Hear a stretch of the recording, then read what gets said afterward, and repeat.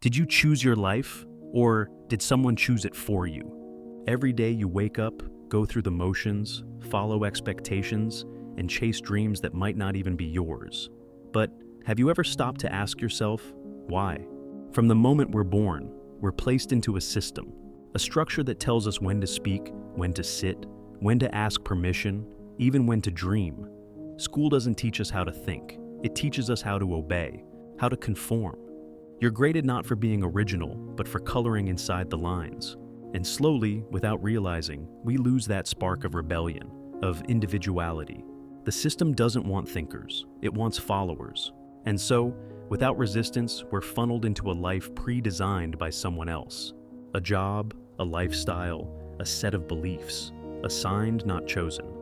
And because everyone around you is doing the same thing, you don't question it. As we grow, something strange happens. We stop looking inward for answers and start looking outward for approval. Your family says you should pursue something safe. Your friends mock you if you dream too big.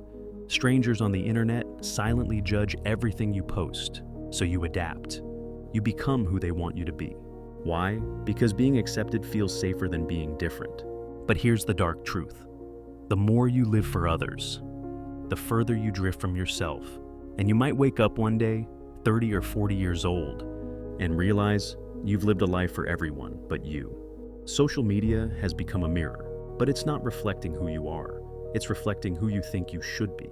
Filtered bodies, perfect lifestyles, curated success stories. We compare our raw lives to their highlight reels. So we chase more followers, better photos, fake happiness. And for what? To feel seen, to prove we're enough. But the more you perform for the algorithm, the more disconnected you become from your truth. You weren't born to be an influencer. You were born to be influential. That's not the same. Look around you, your friends, your family, your co-workers. They're either pulling you up or dragging you down. If your circle doesn't inspire you to evolve, you're not in a circle, you're in a cage. You absorb their habits, their fears, their limitations. You stop sharing big ideas because they laugh. You lower your standards because they settle. You stop taking risks because they never did. Change your circle, change your life. Because no matter how driven you are, you'll become like the people you spend the most time with. We're living in a world obsessed with trends, fashion, music, opinions, lifestyles. Everything moves fast. So fast, we don't even ask if we agree with it. We wear things we hate, say things we don't mean, support things we don't understand. Why?